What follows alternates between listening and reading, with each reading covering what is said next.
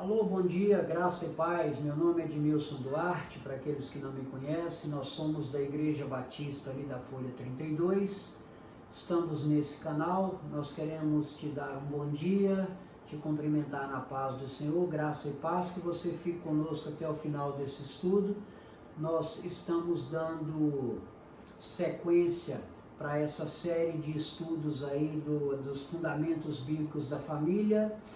E eu quero te convidar para estudar conosco nesta manhã e desafiar você que vá até o final desse vídeo. Com certeza, ao final desta palavra, Deus irá te abençoar, porque a Bíblia é o único livro que o autor está presente quando você está fazendo o uso desse livro.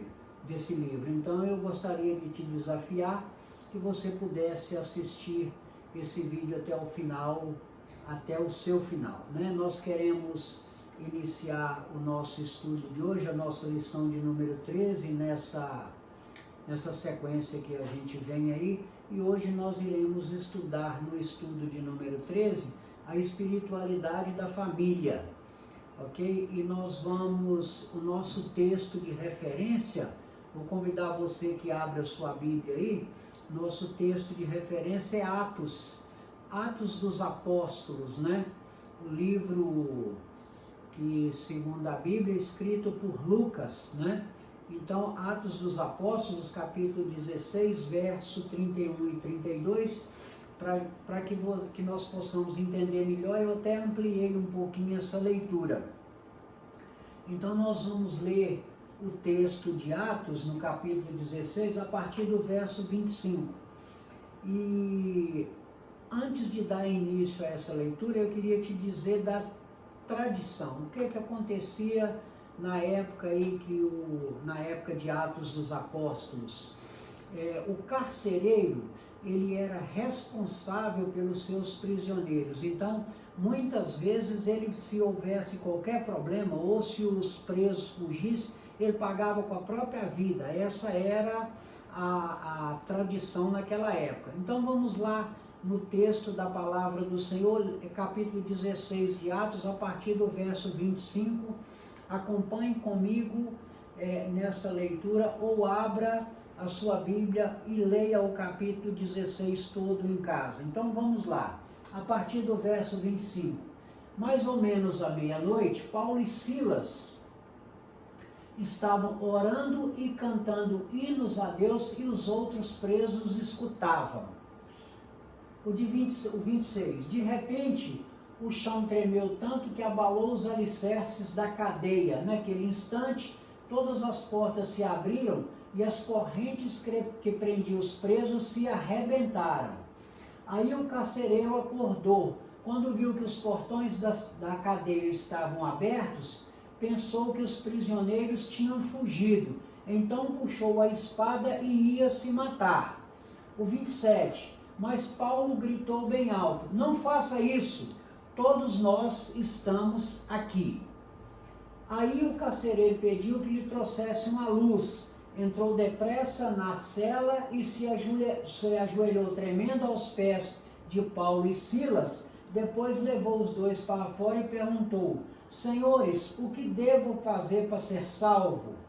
Eles responderam: creia no Senhor Jesus e você será salvo, você e as pessoas da sua casa. 32. Então eles anunciaram a palavra do Senhor ao carcereiro e a todas as pessoas da casa dele. Aí depois você conclui o texto aí e você vai entender do que nós estamos falando, e o que nós queremos falar é da espiritualidade da família. O texto principal disso aqui é: creia no Senhor Jesus e será salvo tu e a sua casa, né? Então vamos, e aí eu queria combinar com você o seguinte, que nós teremos atingido o nosso objetivo, eu e você, nós dois teremos atingido o nosso objetivo, se ao final desse estudo, quando nós concluirmos aqui, que dissermos amém, estaremos com o nosso objetivo atendido, se nós formos capazes de compreender que participar de atividades na igreja não torna uma família espiritualmente forte e desenvolvida.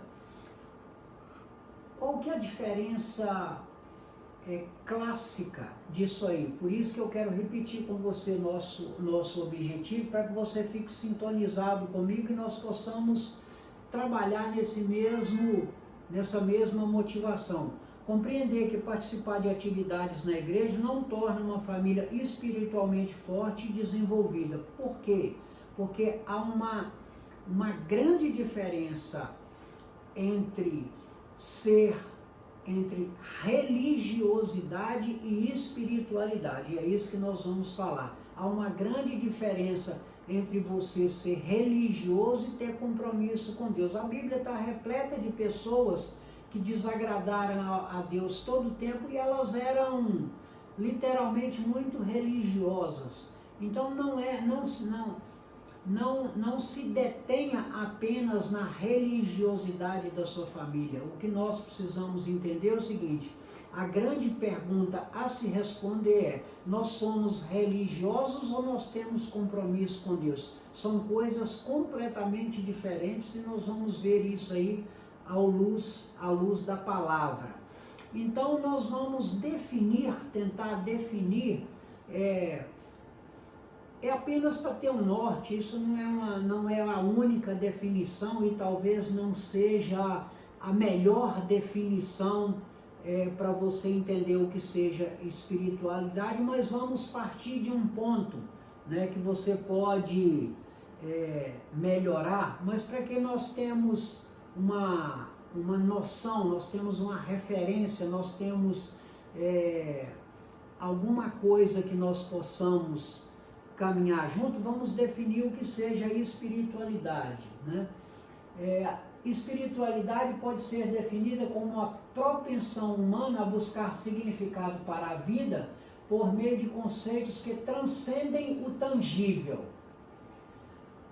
A procura de um sentido de conexão com algo maior que si próprio é caracterizada pela intimidade do ser humano com algo maior. E lá no texto de Hebreus, né, quando ele diz aqui, né, por meio de conceitos que transcendem o tangível, via de regra a nossa fé ela transcende o tangível. O que é que diz lá o livro de Hebreus no capítulo 11, quando ele fala da fé?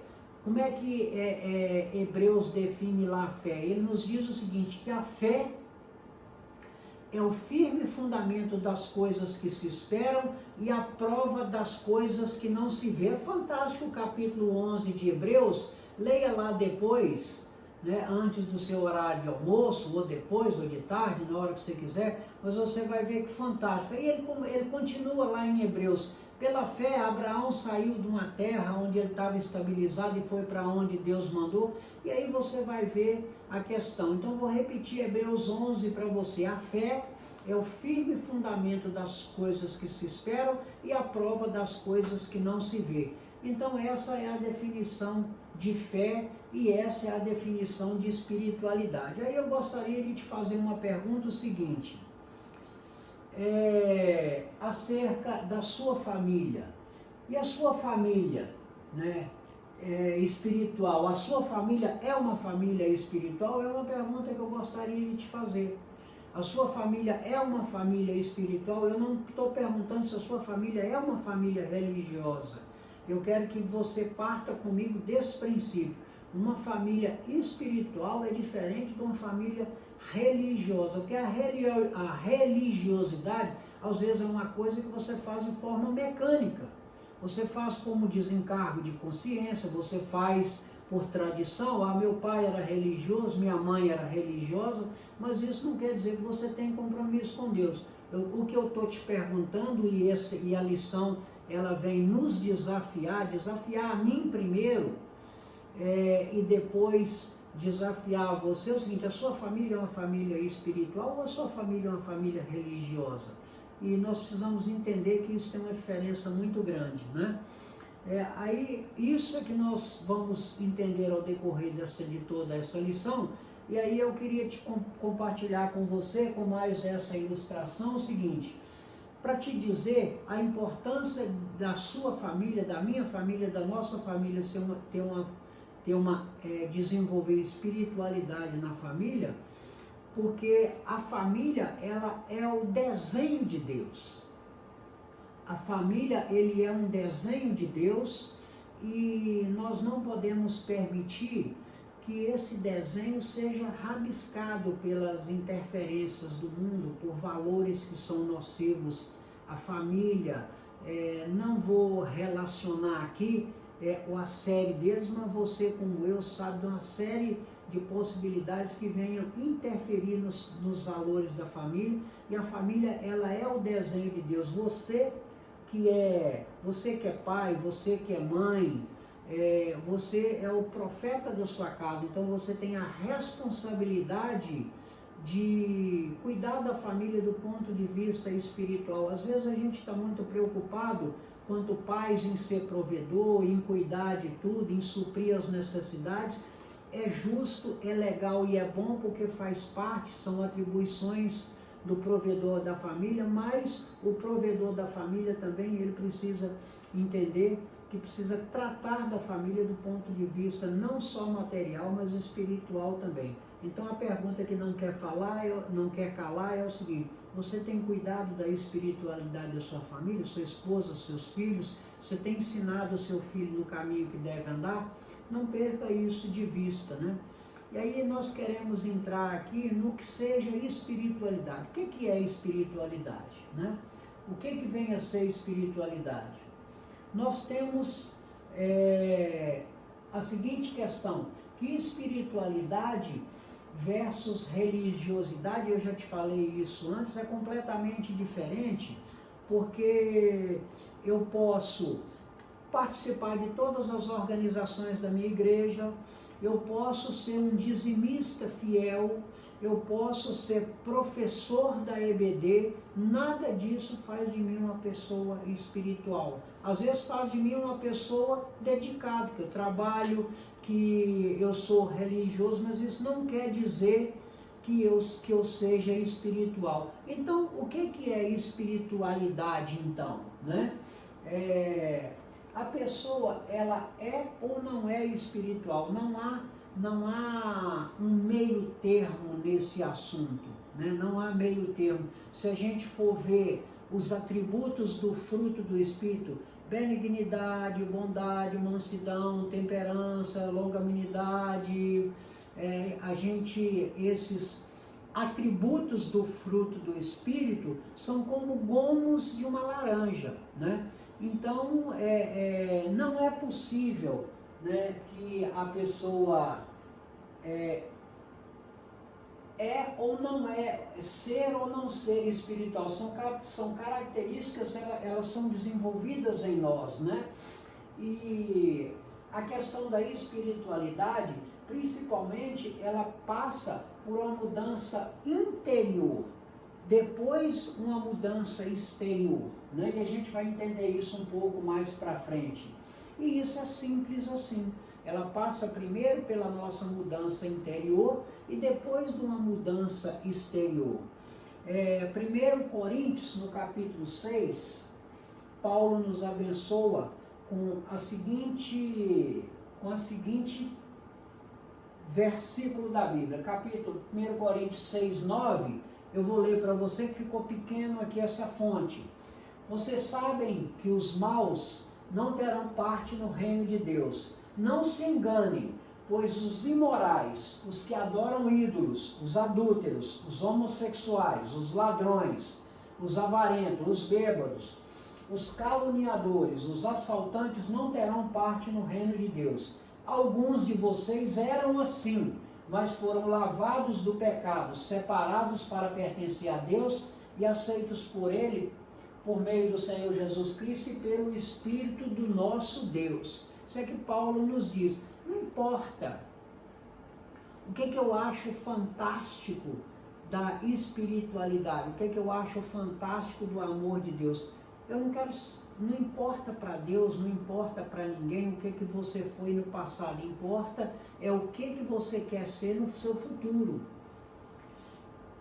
A gente vai ver que essa questão da espiritualidade, ela é uma caminhada, né? E algumas coisas nós teremos facilidades de abandonar, outras nós teremos dificuldades. É assim para mim, é assim para você, é assim para o pastor da igreja, é assim para todo mundo. Então algumas coisas a gente é mais forte, outras a gente é mais vulnerável. Aquela que a gente é mais vulnerável, nós vamos ter dificuldade de largar. Mas o que eu quero te dizer é que não importa qual seja a nossa vida pregressa, o que nós fomos no passado, Deus não está preocupado com o nosso passado. Deus está interessado no nosso presente e no nosso futuro. Eu posso ter sido a escória da humanidade, mas se eu for alcançado pela graça do nosso Deus, pelo favor imerecido, eu vou ser uma pessoa completamente diferente e Ele vai me libertar do peso do meu passado e os meus pecados serão perdoados. Isso é muito claro. Então, não perca de vista que o nosso Deus é o Deus da segunda chance, né? Aí eu preciso entender, nessa questão da espiritualidade, o que pesa mais nas minhas ações. Aí eu vou entender qual é o nível da minha espiritualidade e até saber o que está me desafiando, eu preciso entender o que pesa mais nas minhas ações. Pesa mais nas minhas ações o meu lado espiritual ou o meu lado carnal? De que forma eu respondo às minhas demandas? Eu respondo de forma espiritual ou eu respondo de forma carnal?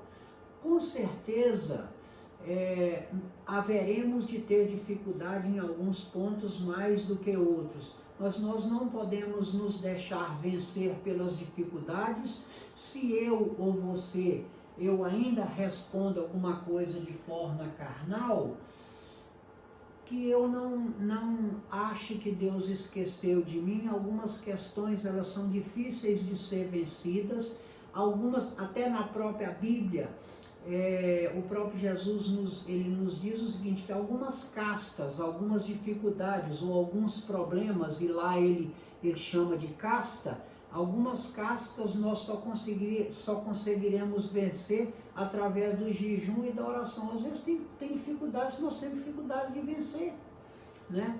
Mesmo eu estou na caminhada espiritual. E uma coisa que eu acho fantástica, e eu aprendo com Paulo, e o apóstolo Paulo nos ensina isso com muita clareza, o que alegra o coração de Deus é ver que nós estamos tentando.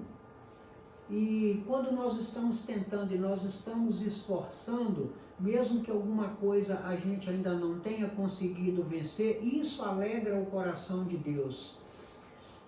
Vamos aprender como é que é isso, essa questão de equilibrar o fiel da balança, responder de forma espiritual ou responder de forma carnal a determinadas ações quando nós somos solicitados. Olha o que eu aprendo com Paulo. Paulo tinha um nível de comprometimento, de santidade tão grande que as pessoas, elas rasgavam as roupas de Paulo, pegavam aquele trapo, atravessava toda a Macedônia, era viagem a pé, vários meses de caminhada, as pessoas rasgavam as roupas de Paulo, atravessavam a Macedônia, ia para o seu local de origem, chegava lá e aqueles trapos eram colocados sobre as enfermidades e as enfermidades eram curadas. Deus curava aquelas enfermidades daquela pessoa com um trapo que rasgavam da roupa de Paulo. Por que eu estou te dizendo isso? Porque esse mesmo Paulo, nesse mesmo contexto, ele dizia o seguinte: aquilo que eu gostaria de fazer, não faço, e aquilo que eu não quero, acabo fazendo.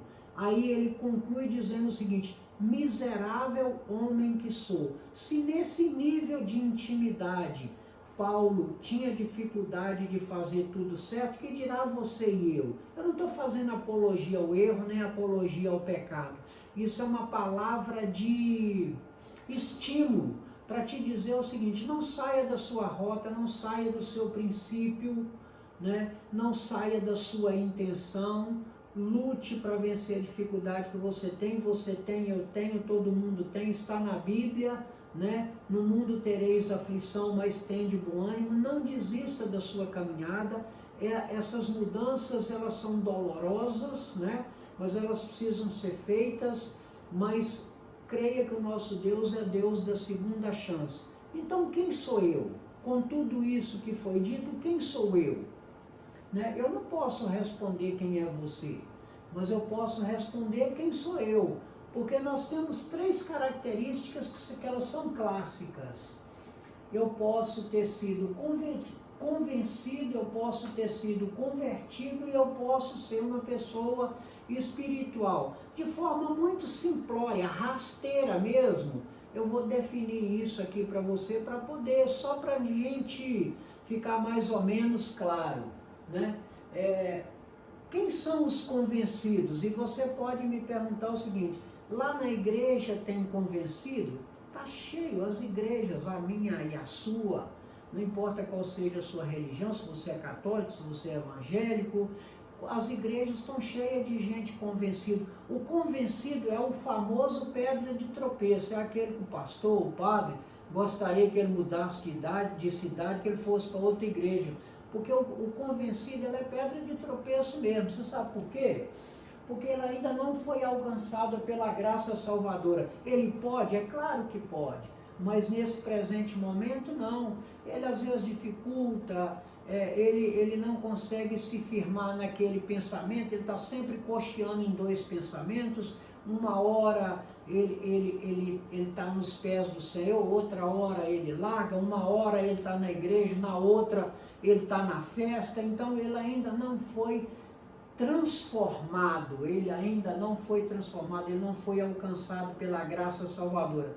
Ah, mas e essa pessoa? Essa pessoa é aquela que Deus mais ama, porque ele sabe que ele, quanto pai, precisa ajudar aquele filho que tem dificuldade. Então não importa qual seja a sua vida pregressa, eu não sou merecedor. Claro que você é.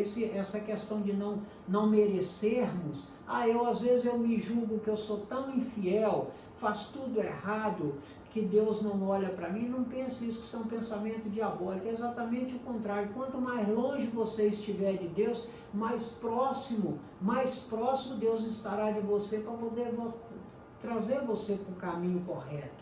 Aí nós temos aqueles que estão convertidos, e a conversão, ela é um ato, que a conversão nada mais é o que? Qual é a definição de conversão? Você vai convergir, você vai mudar de uma direção que você estava para outra. Então isso é um ato, né? A conversão normalmente ela é um ato. Você ouve a palavra de Deus, você ouve um hino e você entende o seguinte: o Espírito Santo é aquele que nos convence do pecado, do juízo e da justiça. Quando você é verdadeiro convertido, você ouve aquela palavra, ela toca no seu coração, e aí a partir daí você é uma nova criatura e você é transformado. Esse é o convertido. Pode haver problema na vida do convertido? Com certeza que pode. O mesmo apóstolo Paulo, ele diz o seguinte: você que está de pé, cuide para que não caia, porque a carne é fraca. Todos podem, os convertidos, o pastor da igreja, a maior autoridade, ele pode ser suscetível, porque nós somos humanos e Deus sabe disso. Por isso que não perca de vista que o nosso Deus é o Deus da segunda chance. Se você, por acaso, já esteve lá aos pés do Senhor, está afastado, tem dificuldade para poder, você sofre, você chora, porque você quer mudar, você quer melhorar e não consegue, não desista.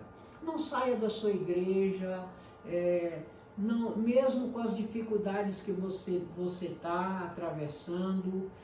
A igreja, o Senhor exige de nós santificação, porque diz o seguinte: se nós não formos santos, nós não veremos a Deus. Mas a santificação, eu quero te dizer que ela é um processo. A espiritualidade ou santificação, ela é um processo, e eu até costumo dizer o seguinte, às vezes eu nem uso tanto o termo santificação, porque quando a gente fala de santificação que é a mesma coisa de ser santo, a pessoa, às vezes ele diz o seguinte: não, com toda a minha vida pregressa, eu estou muito longe de ser santo. Então isso não é um papo que não é para mim. Então aí eu às vezes nem uso muito esse termo da santificação, porque parece que é uma coisa abstrata, que ela não é real para mim, ela é real para você, para mim, e Jesus veio e nos mostrou que é possível mesmo viver aqui, a gente viver aqui sem pecar, e essa foi a lição que Jesus nos deixou. Então não pense que a santificação é uma coisa abstrata para você, impossível, não. Eu às vezes nem uso tanto esse termo, para que você não pense que é uma coisa abstrata, tão difícil, impossível. Não é. A santificação, ela é um processo, né? Nós temos aqui a conversão, que é no ato, você ouve a palavra fala ao seu coração, você decide mudar de vida, isso é num ato.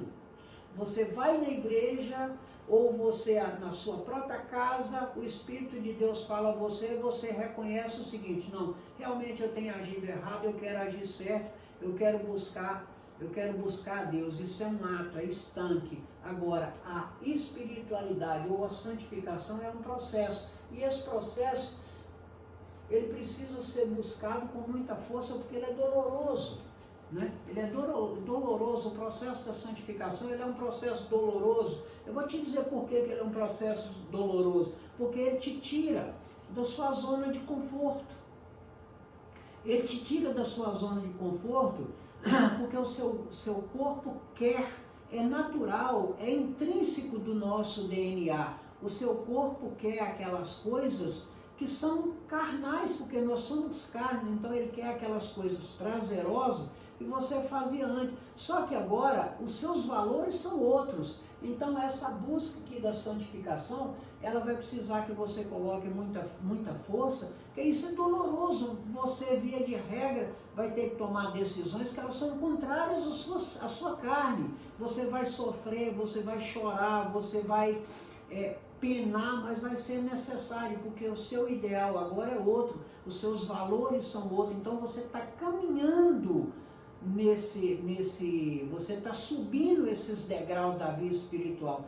Então a espiritualidade, ela é um processo, e você precisa ir alimentando. A nossa vida é como a luta de dois cachorros.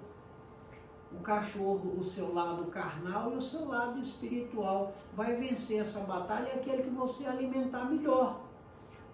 O seu lado que você alimentar melhor, ele vai vencer. E aí você consegue equilibrar naquela balança que eu te mostrei. Se você investir na sua vida espiritual, você sempre vai ser uma pessoa que vai responder com maior espiritualidade e com menos carnalidade a todas as demandas da sua vida. E a questão do processo do crescimento espiritual, ela passa por algumas questões tipo quero, devo e posso. Quando você consegue responder essas três perguntas, porque tem coisas às vezes que você quer, mas você não deve. Tem coisas que você deve, mas você não pode. Tem coisa que você pode, mas você não quer. Então isso são aspectos que você cresceu espiritualmente. Vou repetir para você. Quero, devo e posso. Quando você consegue responder essas três questões à luz da palavra, segundo a vontade de Deus, segundo o que Paulo vai nos abençoar a seguir, você está crescendo espiritualmente. Eu quero, mas eu devo. Tem coisa que eu quero, mas não devo. Tem coisa que eu devo, mas não posso, né? E tem coisa que eu posso, mas não quero. Então não é porque a lei permite, é porque... Então eu preciso entender melhor isso. E olha como é que Paulo nos abençoa aqui com esse texto de 1 Coríntios 6:12. Paulo nos diz o seguinte: todas as coisas me são lícitas. E aí ele repete: todas as coisas me são lícitas, mas nem todas as coisas me convêm, né? Todas as coisas me são lícitas, mas nem todas as coisas me convêm, e eu não me deixarei dominar por elas. Essa que é a importância, né? Você vai ler lá na Bíblia e você não vai encontrar uma receita de bolo. Não faça isso, não faça aquilo, não. Todas as coisas, Paulo está dizendo o seguinte, todas as coisas me são lícitas. Todas as coisas me são lícitas, mas elas não me convêm. E eu não deixo me dominar por elas. É essa que é a questão. Você faz aquilo que você acha que é correto e aquilo que você acha que é bom. Isso é crescimento espiritual, isso é santificação. Aquelas coisas que às vezes você era escravo, você está liberto, né? E aí tem uma variedade delas aí, e você vai entender muito bem. Seguindo no caminho da espiritualidade, né? Muita coisa boa até o final desse vídeo, assista até o final, é o desafio. O que é espiritualidade? Continuando no mesmo questionamento.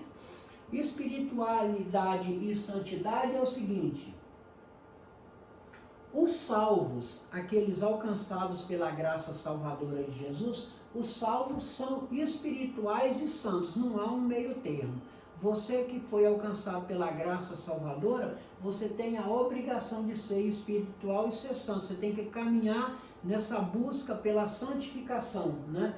E a espiritualidade não é uma vida abstrata, não é uma coisa fora do mundo, não é impossível para você, não, isso só é possível para Jesus. Com certeza que não, e é isso que a gente quer te mostrar nessa manhã, que não é uma coisa abstrata.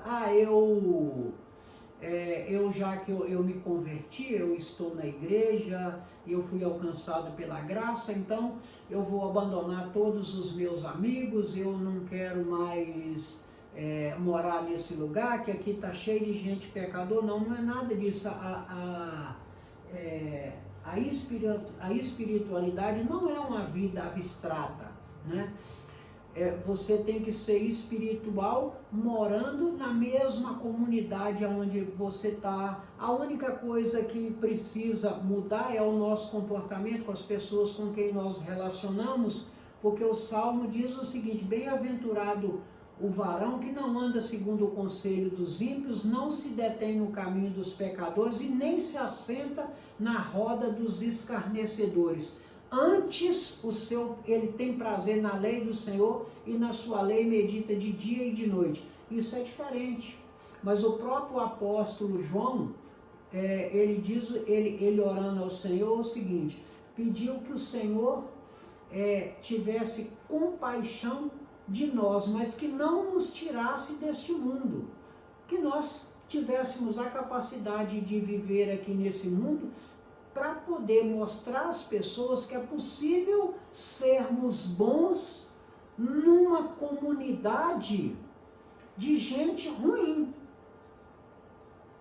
Entendeu qual é a diferença da santificação? Ela não é uma coisa abstrata. Se você quer estar trilhando o caminho da santificação, você não tem que pegar a sua família e socar no centro de uma mata e fugir de tudo e de todos para manter a sua santificação. Você tem que contaminar as pessoas com a sua novidade de vida. Isso que é o objetivo.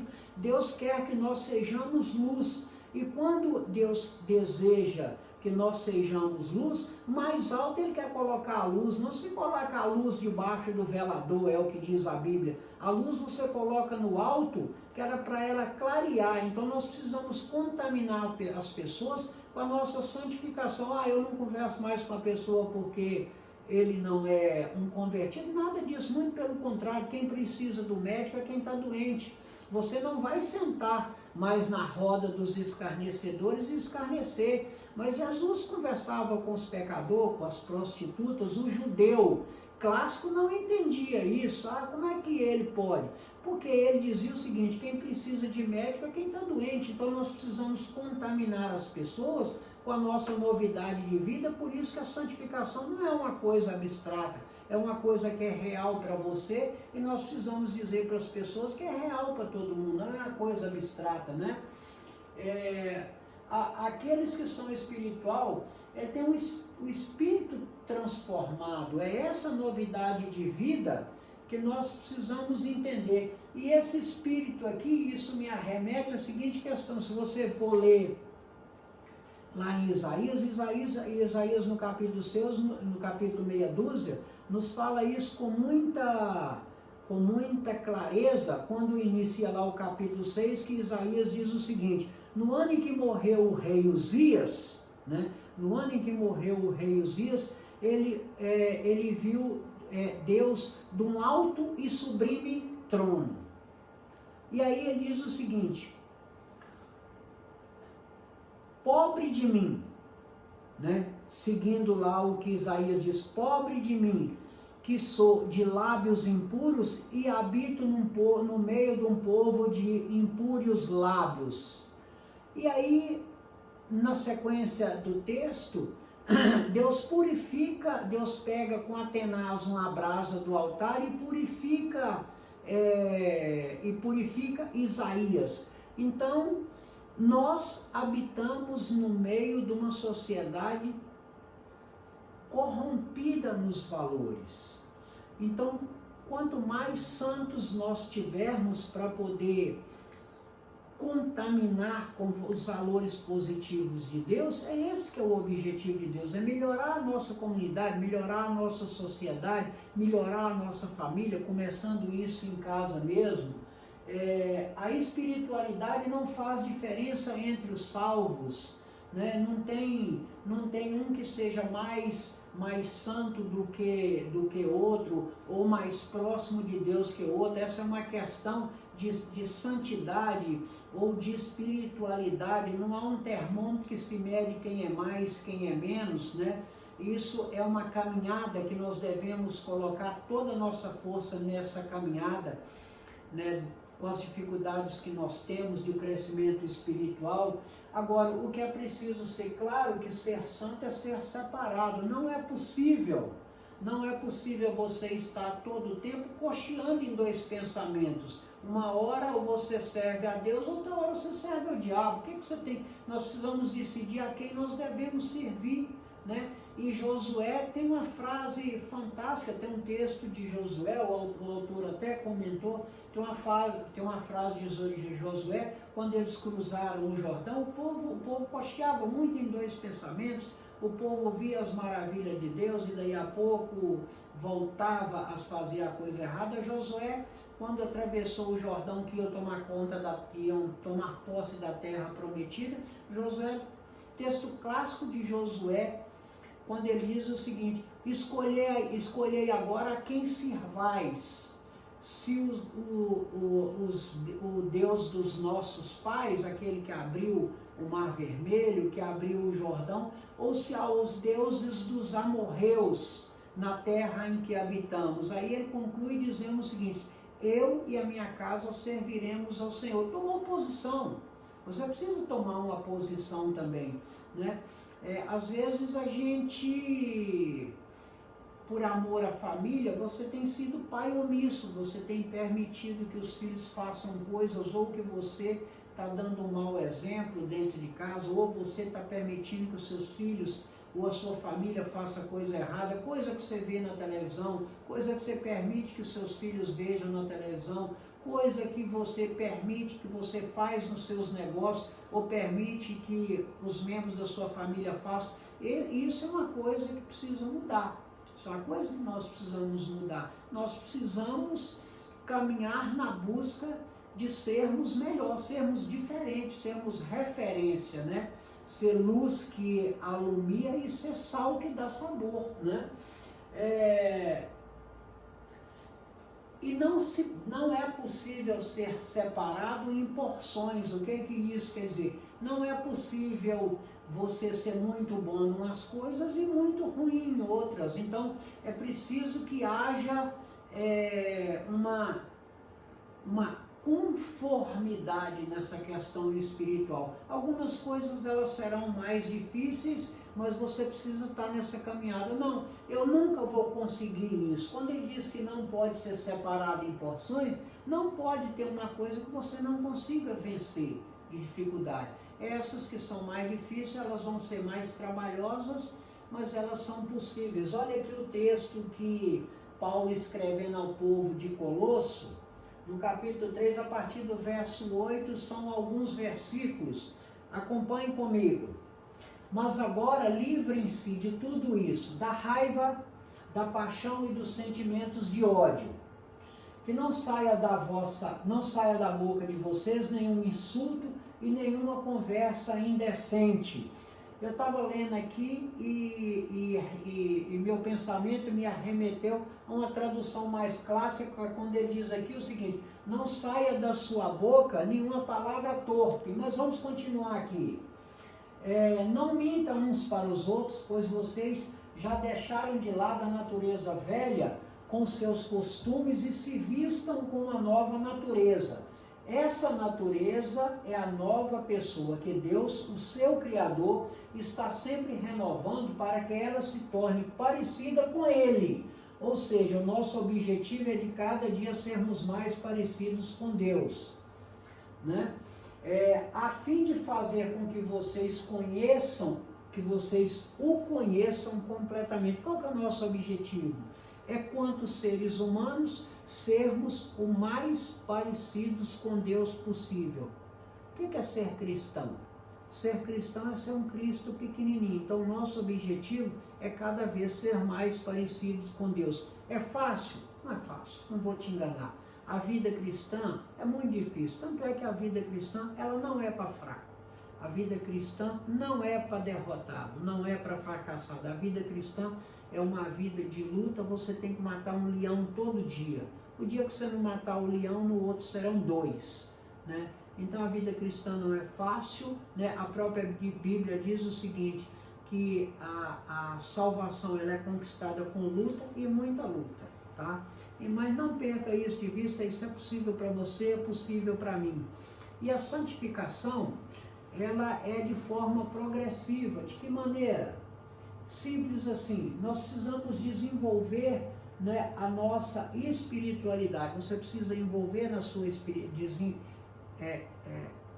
investir na sua espiritualidade. Eu preciso investir na minha. Nós precisamos investir na nossa espiritualidade, porque os santificados, eles ganham uma vida nova e eles abandonam a velha natureza. O grande desafio é abandonarmos a nossa velha natureza.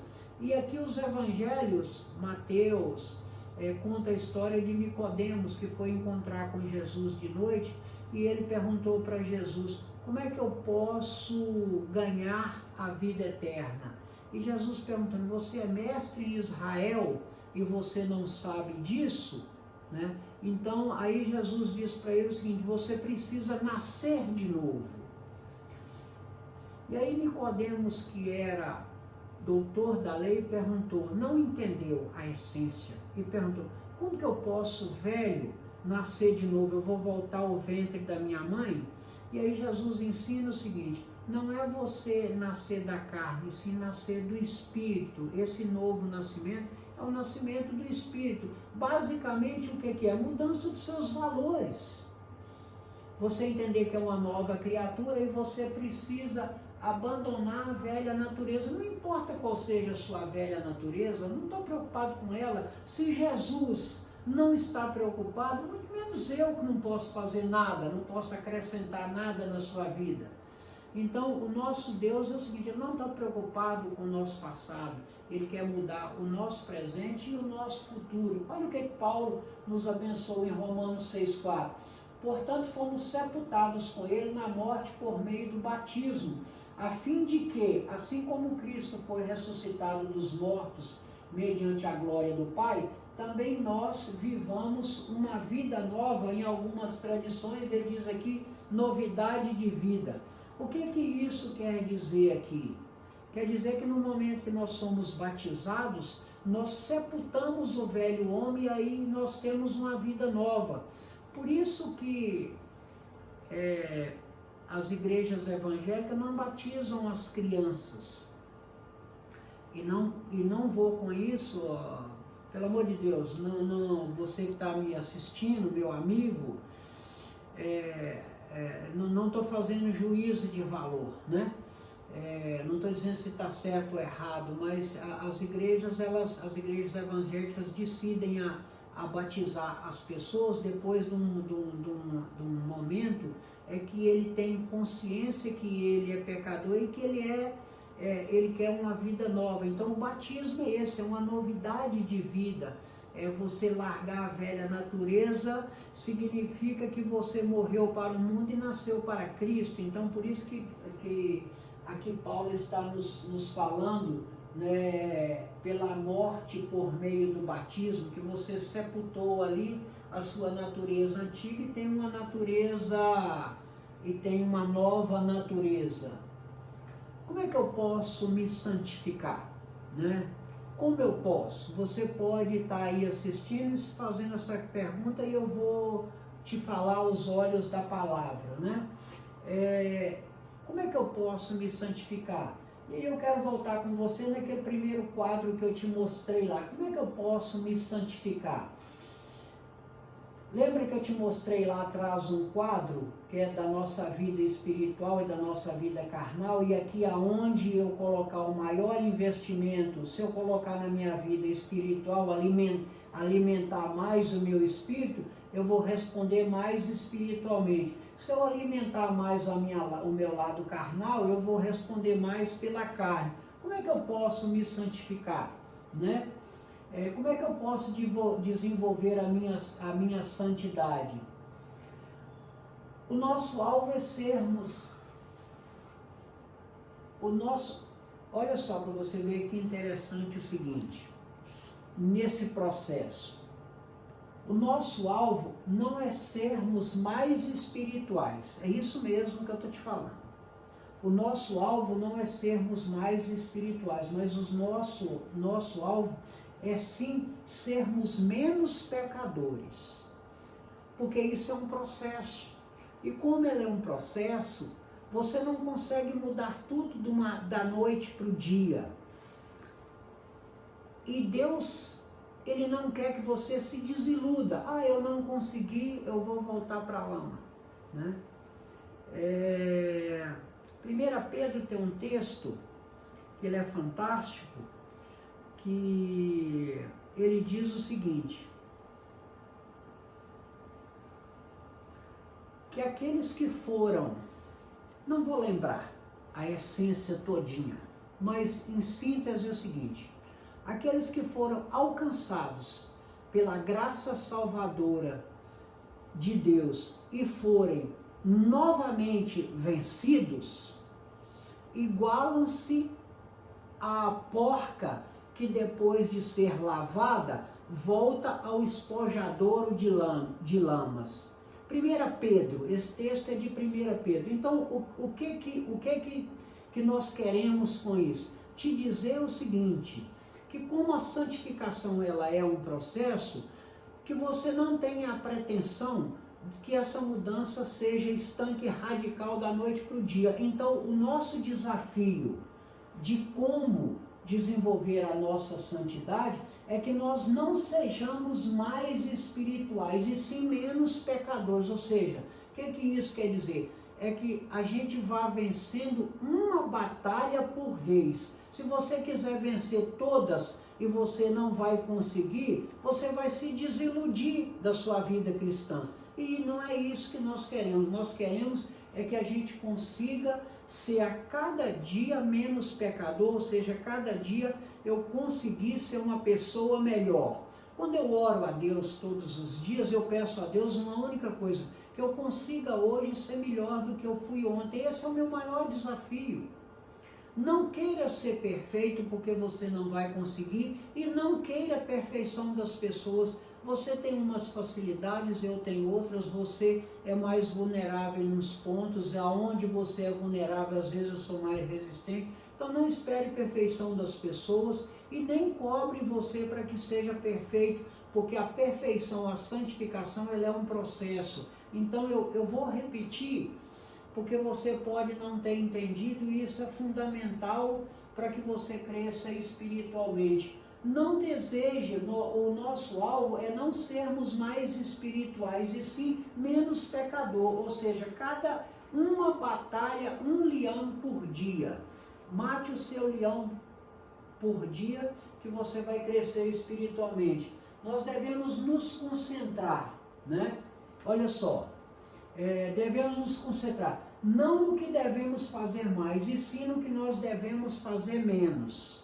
Não é o que nós queremos fazer mais, e sim aquilo que nós queremos fazer menos. Determinadas coisas eu não quero mais fazer, e eu vou lutar com ela e vou vencer uma batalha a cada dia. Eu vou repetir, devemos nos concentrar não no que devemos fazer mais, mas sim no que nós devemos fazer menos. Qual que é o seu objetivo de amanhã? É ser uma pessoa melhor do que você foi hoje, e isso é caminhar espiritualmente. E por isso que isso não é abstrato, isso é possível, você vai dar um passo a cada dia. É como andar de bicicleta, né? Não sei se você anda de bicicleta, e não sei se é possível uma pessoa que não saiba andar de bicicleta, porque todo mundo foi menino. Quando a nossa vida cristã, ela é muito semelhante a andar de bicicleta, né?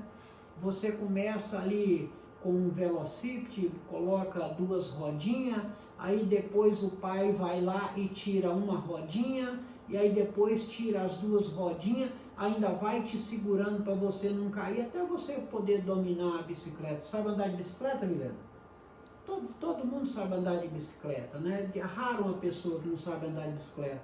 Mas é isso, a nossa vida espiritual é isso, você vai um passo a cada dia, um degrau por vez, para que a gente consiga, né? Mas eu sou membro ativo da minha igreja. Não estou te perguntando se você é religioso. O estudo dessa manhã não está querendo saber se você é religioso. Nós queremos saber se você tem investido na espiritualidade da sua família. Porque olha só, eu sou um membro ativo da minha igreja, você não está falando nada para mim.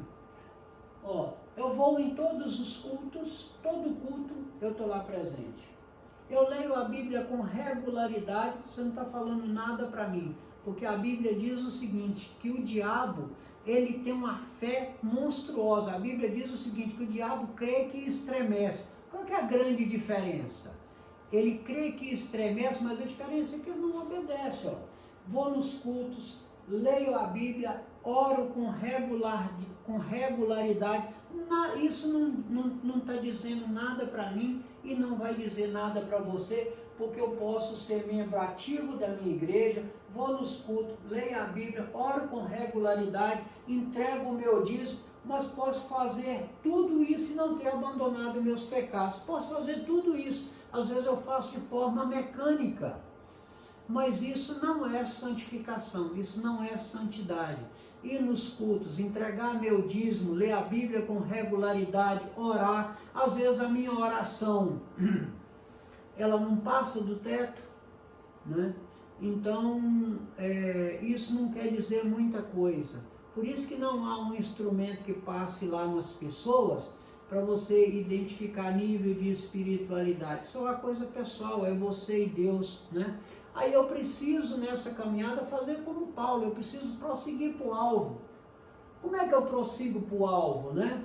A santificação, ela é progressiva. A santificação, ela é progressiva, né?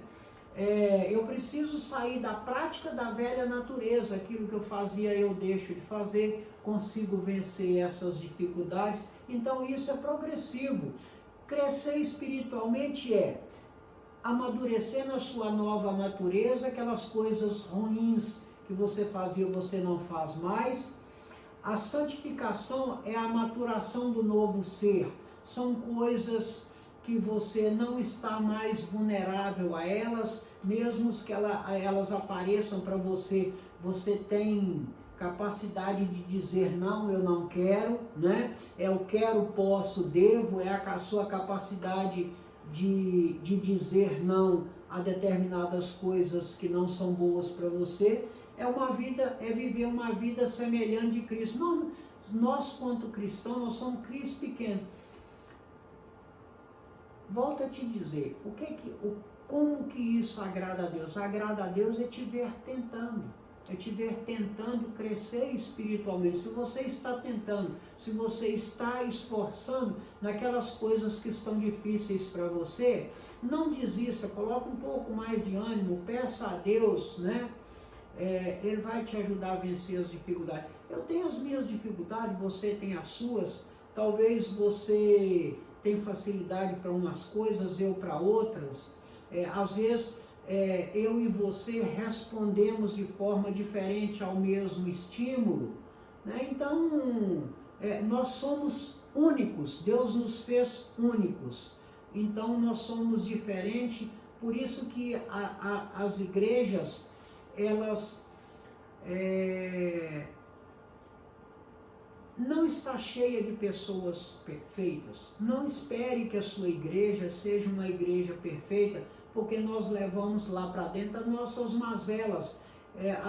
A igreja, a definição de igreja nada mais é do que um hospital espiritual. Nós temos vários níveis de convalescência, pessoas mais curadas, pessoas em processo de cura, pessoas enfermas chegando e trazendo as suas chagas, trazendo as suas mazelas para serem curadas lá dentro da igreja. Então não espere que você esteja numa igreja perfeita, até porque se tivesse uma igreja perfeita, de repente ela não ia te aceitar, não iria me aceitar, né? Então não espere uma igreja perfeita, não espere perfeição das pessoas, não espere que a pessoa seja igual a você, porque nós somos únicos, tá? Vamos continuar aqui. O crescimento espiritual é a distância que percorremos na busca dessa maturação, né? Até quando eu consigo, quanto eu consigo dessa maturidade, né? Nós crescemos quando conseguimos viver a nossa nova natureza. Quando eu consigo viver a nossa nova natureza, aí eu consigo crescer espiritualmente, ok? Então, e aí eu continuo prosseguindo para o alvo, né? Olha o que 1 Pedro, no capítulo 2, 1 e 3, Pedro nos abençoa com o seguinte texto da Bíblia. Deixando, pois, isso aqui é crescimento espiritual. Olha só o que Pedro nos diz. Deixando, pois, toda a malícia e todo engano e fingimentos, invejas e todas as murmurações, desejai afetuosamente, ou seja, aquilo que você deseja com todo o seu coração. Desejai afetuosamente, como meninos novamente nascidos, o leite racional, não falsificado, para que todo por ele vades crescendo, se é que já provaste que o Senhor é benigno, ok? O nosso crescimento espiritual, ela é uma decisão pessoal, individual e transferível. O nosso crescimento é uma decisão individual. Mesmo você sendo pai de família, né, o texto que nós lemos lá, de 1 Coríntios, onde ele diz, creia no Senhor Jesus e serás salvo tu e a tua casa, nós precisamos entender o seguinte, que posso te garantir que filho de peixe é peixinho, mas eu não posso te garantir que filho de crente é crentinho, porque a salvação é individual. Você ore a Deus, Deus vai abençoar a sua família e eles serão alcançados pela graça salvador. Mas isso é um ato individual, eles precisam querer.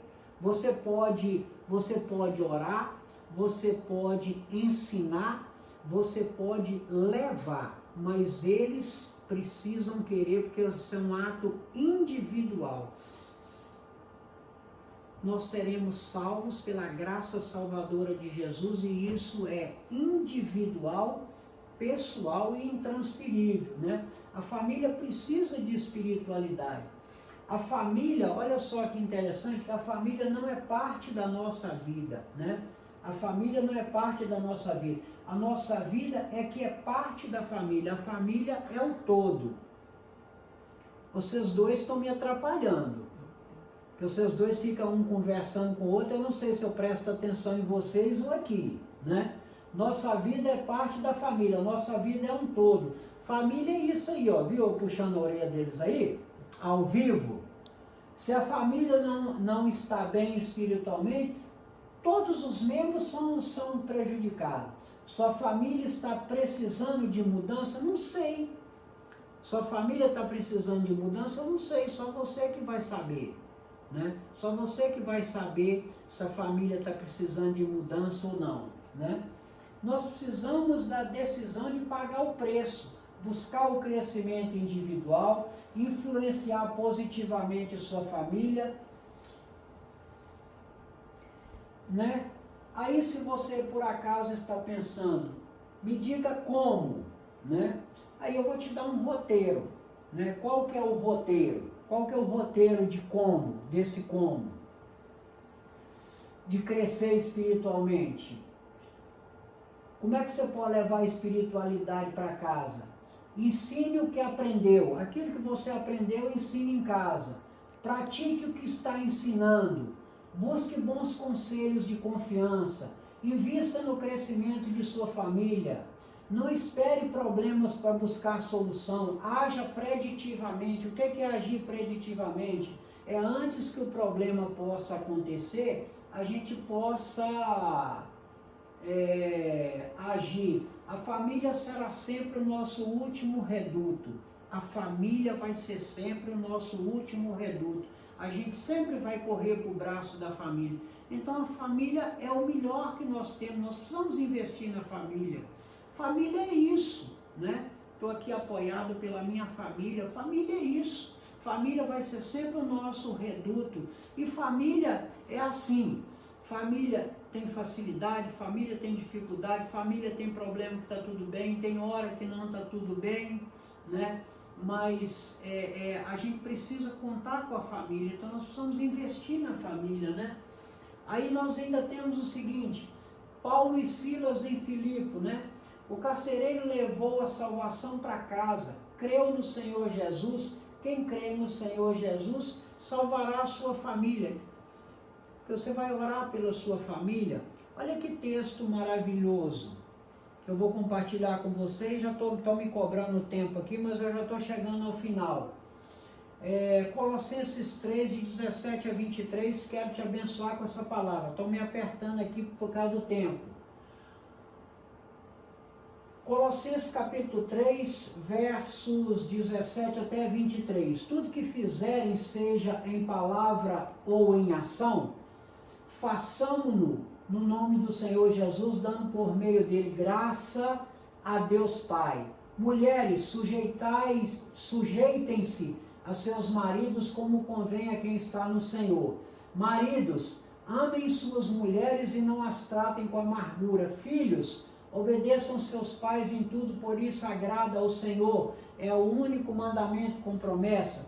Pais, não irritem seus filhos para que eles não se desanimem. Escravos, obedeçam em tudo seus senhores terrenos, não somente para agradar aos homens quando eles estão observando, mas com sinceridade de coração, pelo fato de vocês temerem ao Senhor. Tudo o que fizerem, façam de todo o coração, como para o Senhor e não para os homens, ok? E chegando ao final, né, no crescimento da família, como é que nós podemos crescer na família, crescer na espiritualidade da família? Nós precisamos agir crescendo na espiritualidade da família, agir tanto no perdão, na comunicação bíblica e no serviço. De que maneira, né? Os resultados da espiritualidade em família, existem essas três, são importantes as questões. Perdão, a prática do perdão.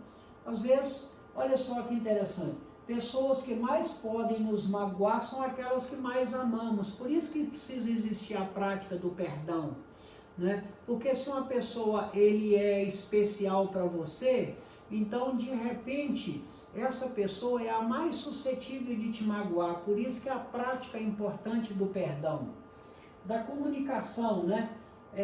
Precisamos saber se há diálogo, né? Se a família, se os membros se aconselham. Se não há diálogo, se não se aconselham, cuidado com a comunicação da família, né? E por último, serviço, ajuda mútua e não cumprimento de obrigações permanentes. É preciso que haja ajuda mútua, que a família esteja se ajudando e não achar que cada um tem que carregar, tem que fazer o seu sozinho, cada um se vire com a sua obrigação, não. A família será sempre o nosso último reduto e precisamos disso. E para concluir, estão me apertando aqui do tempo, eu quero deixar uma aplicação pessoal para você, né? avalie-se primeiramente. Paulo, ele nos ensina isso com muita clareza, quando ele diz lá no capítulo 13 de 1 Coríntios, que examine o homem a si mesmo. Não adianta, eu não posso analisar a sua vida, você não pode analisar a da esposa, nem dos filhos. Então, Paulo está nos ensinando o seguinte: avalie o homem a si mesmo, e essa que é a aplicação pessoal. Realize as mudanças que entender ser necessária na sua vida cristã. Avalie a família e invista no crescimento de cada membro, é a sua obrigação como pai. Haja antes que problemas ocorram, cuidando do desenvolvimento espiritual da sua família. Invista na sua família, haja preditivamente. De repente vai aparecer problema, oriente, cuide da sua família, oriente seu filho no que é certo, no que é errado, no que posso, no que devo, no que quero, né? É importante isso para o crescimento espiritual, tá? Nós estamos chegando ao final e eu gostaria de agradecer você estar conosco e pedir que essa palavra de Deus ela tenha te abençoado e que ela possa te ser útil, né? Ela possa te ser útil e te convidar para o nosso próximo estudo, o estudo do domingo que vem, a lição de número 14, e essa série são de 17 lições. Logo em seguida, não sei por quanto tempo nós ainda estaremos nesse canal, mas nós com mais 3 lições, vá se preparando aí para escolhermos nossa próxima literatura. A lição de número 14, ela é uma lição, vai ser muito útil para você. Nós vamos, segundo a Bíblia, nós vamos aprender aos olhos da Bíblia a falar e ouvir. Muito obrigado, desculpe aí o adiantado da hora, que Deus te abençoe, te guarde, te livre de todo mal, te dê uma semana de vitória, que os anjos do Senhor estejam acampados. Fique na paz do Senhor, graça e paz, obrigado, tchau.